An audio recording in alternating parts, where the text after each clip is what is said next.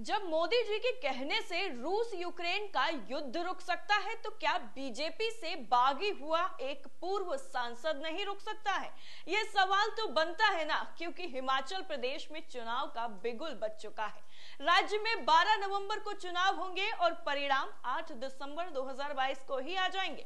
चुनाव से पहले भारतीय जनता पार्टी राज्य में बागियों से परेशान हो चुकी है। इसी बीच हिमाचल के कांगड़ा जिले की फतेहपुर सीट से भाजपा से बगावत कर निर्दलीय चुनाव लड़ रहे पूर्व सांसद राज्यसभा सांसद कृपाल परमार ने यह दावा कर दिया है कि उन्हें खुद प्रधानमंत्री नरेंद्र मोदी ने फोन करके चुनाव से हटने के लिए कहा, लेकिन फिर भी वो नहीं हटेंगे। उन्होंने पीएम मोदी की बात मानने से साफ इनकार कर दिया है।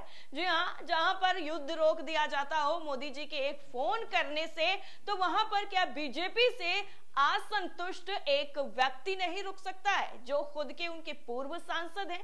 क्या ऐसे में ये शोभा देता है कि आप इतना ज्यादा प्रचार कर करके अपने ही पैरों पर कुल्हाड़ी मारने का काम करें? दरअसल पीएम मोदी की अपील के बाद भी बीजेपी के बागी नेता कृपाल परमार ने चुनाव मैदान से हटने से साफ इनकार कर दिया है और बीजेपी को एक करारा झटका दे दिया है।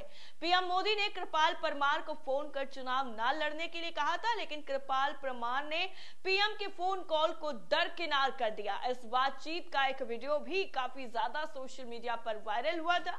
कांग्रेस नेता श्रीनिवास बीवी ने भी पीएम मोदी और बागी बीजेपी नेता की बातचीत का यह वीडियो शेयर कर भाजपा पर निशाना साधा था और निशाना साधते हुए ट्वीट किया था। ट्वीट में लिखा था, डियर इलेक्शन कमीशन, क्या तुम जिंदा हो?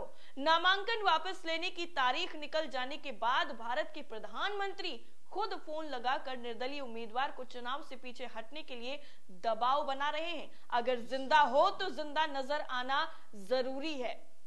इन सबके बीच कृपाल परमार जो है, उन्होंने चैनल को एक इंटरव्यू दिया था, एनडीटीवी को, और इस बातचीत के दौरान उन्होंने कहा कि कॉल फेक नहीं थी और उन्हें पीएम मोदी ने वाकई 30 अक्टूबर 2022 को फोन किया था। बागी नेता ने बताया कि नड्डा जी ने 15 साल तक मेरा अपमान किया, मैं लड़ाई में हूं।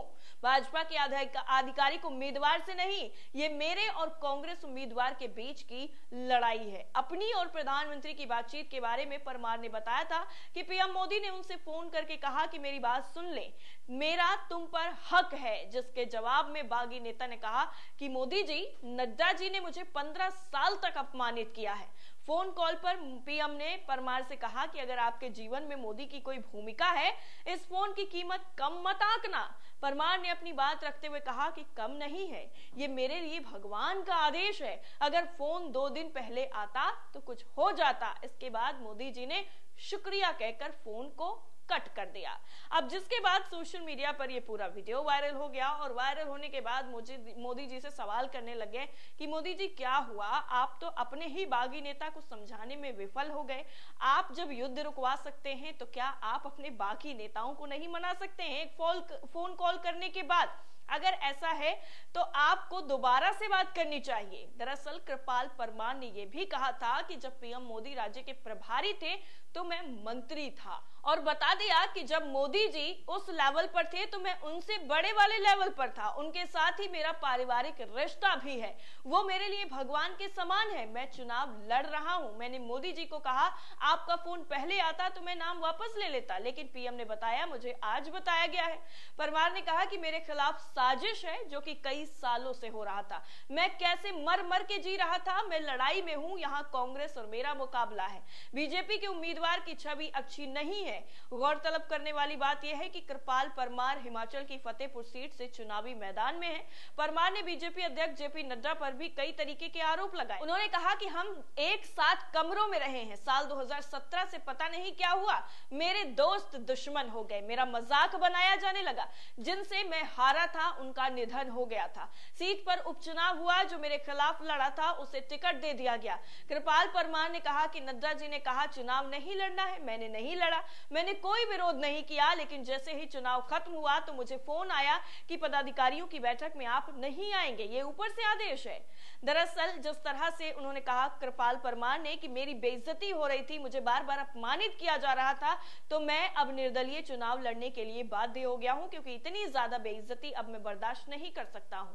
दरअसल आपको बता दें कि कांगड़ा जिले की फतेहपुर सीट से बीजेपी के कृपाल परमार को टिकट नहीं मिला, तो वो मैदान में निर्दलीय ही उतर गए हैं, जिसके बाद पीएम मोदी ने फोन कर कहा कि चुनाव मत लड़ो। हिमाचल प्रदेश में लंबे वक्त तक बीजेपी से जुड़े रहने वाले कई नेता बागी हुए हैं। ऐसे में आला कमान को डर यही है कि उनके बगावत के चलते पार्टी को बड़ा नुकसान ना उठाना पड़े। वहीं पीएम मोदी ने हिमाचल की जनसभा में जनता को संदेश देते हुए कहा है कि जनता इस पर ना जाए कि उम्मीदवार कौन है। वहीं बागियों को संदेश देते हुए कहा कि पार्टी से बड़ा कोई नहीं होता। इतना ही नहीं, बीजेपी की और भी सीटों पर बगावत की खबरें सामने आई हैं, जिसमें बीजेपी में मंडी, बिलासपुर सदर, कांगड़ा, धर्मशाला, झंडुता, चंबा, देहरा, कुल्लू, हमीरपुर, नालागढ़, फतेहपुर, किन्नौर, आनी, सुंदरनगर, नाचन और इंदौर सीट पर बागी चुनाव में है, जबकि कांग्रेस में पछड़, आनी, ठियो, सुला, चौपाल, आनी, हमीरपुर और आरकी सीटों पर ही नेता ताल ठोक रहे हैं।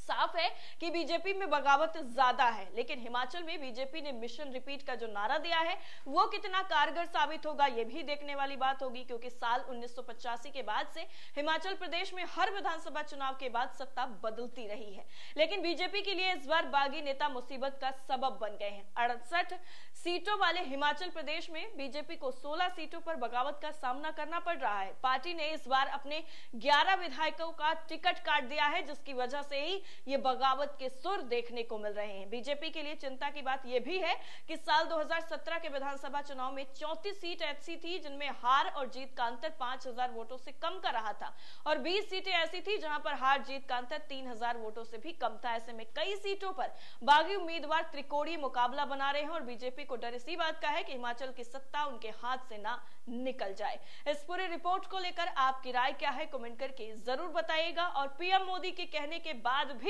अपने फैसले पर डटे रहने पर पूर्व सांसद के बारे में आपकी राय क्या है, यह भी कमेंट में जरूर बताइएगा। जय हिंद।